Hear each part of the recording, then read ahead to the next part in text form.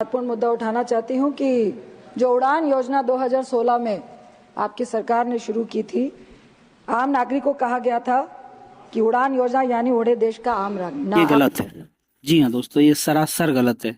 जब कोई चीज गलत होती है तो उसका पुरजोर विरोध करना चाहिए। ऐसा ही देखने को मिला विमानन कंपनियों के द्वारा। अपन ने देखा है कि कल परसों में पहलगांव हमला हुआ, काफी पर्यटक जम्मू कश्मीर में फंसे हुए हैं।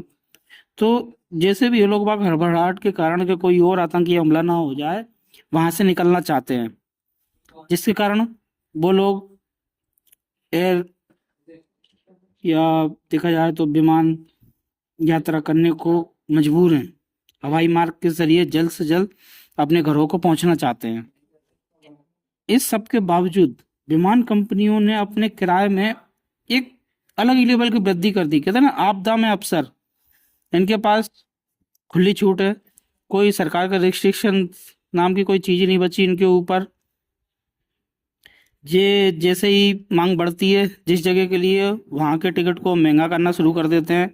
अपन ने कुंभ के टाइम पे भी देखा। खैर, कुंभ में ऐसा था कि टूरिज्म का मैटर था, जिसको जाना था तो वो पैसा खर्च करके भी जा सकता था। लेकिन ये है बात वहाँ से निकलने की। कोई लोग बाग जब मुसीबत से निकलना चाहते हैं तो कई सरकारों का तो फर्ज बनता है कि जो विमान कंपनियों का किराया देने में सक्षम नहीं है, उन्हें फ्री में यात्रा करवानी चाहिए थी, अपने घर पहुंचवाना चाहिए था। लेकिन इसके उल्टा हुआ दोस्तों। जो किराया 16,000 का था, उसे 29,000 का कर दिया। तो पूरा मैटर क्या है? केंद्र सरकार ने विमान कंपनियों को चेतावनी दी है कि वे मौजूदा हालात में श्रीनगर से बाहर जाने वाली उड़ानों के किराए पर लगाम लगाए रखें। लेकिन बुधवार शाम तक टिकट बिक्री के तमाम वेबसाइटों पर श्रीनगर से दिल्ली, मुंबई या दूसरे शहरों के लिए हवाई किराए की जो स्थिति है, उसे देखकर कुछ उल्टा ही लगा। श्रीनगर दिल्ली का किराया 29,000। गुरुवार को श्रीनगर से नई दिल्ली का किराया 29,000 रुपये के लगभग था, जो कि आमतौर पर 10 से 12,000 रुपये रहता है। सभी एयरलाइंस ने कश्मीर से बाहर निकलने वाले पर्यटकों को बगैर किसी अतिरिक्त शुल्क के हवाई यात्रा को निर्धारित करने या टिकट रद्द करने की सुविधा दी है। लेकिन एयरलाइनों का कहना है कि हवाई किराया मांग के आधार पर बढ़ता घटता रहता है। अब घटता नहीं है, बढ़ता ही है। नई दुनिया के सहयोगी प्रकाशन दैनिक जागरण की अपन अगर माने तो 7 बजे के लगभग तमाम साइटों को चेक किया तो उन्होंने श्रीनगर दिल्ली स्पाइसजेट का न्यूनतम किराया 16,000 और एयर इंडिया का लगभग 15,000 के रुपए के लगभग पाया। और जो देर शाम की जो फ्लाइट थी उसका 29,000 तक पहुंच गया। ये तो शेयर मार्केट से भी अच्छी चीज़ है भाई।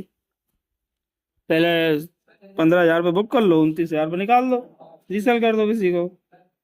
कुछ भी चल रहा है। ये पहला मौका नहीं है जब विमान कंपनियों ने आपदा में अफसर तलाशे हों।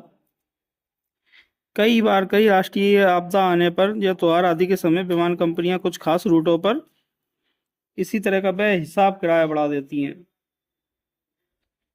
अब देखा जाए तो हवाई किराए से मनमानी वृद्धि से सभी लोग परेशान हैं।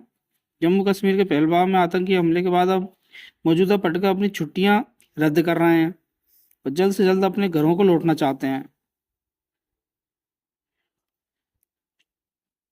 अब देखा जाए तो व्यक्तिगत तौर पर ऑपरेशन पर नज़र रख रहे हैं अपने नायडू, जो कि विमानन मंत्री हैं। तो उनका क्या कहना है? दोपहर में नागरिक विमान मंत्रालय की तरफ से बताया गया कि श्रीनगर से पर्यटकों को बाहर निकालने के लिए अतिरिक्त उड़ानें शुरू की गई हैं। विमान कंपनियों ने कहा कि किराए में नियंत्रण रखे ताकि आम जनता को आर्थिक लाभ बोझ न पड़े। लेकिन विमान नागरिक मंत्री आपकी सुनता कौन है?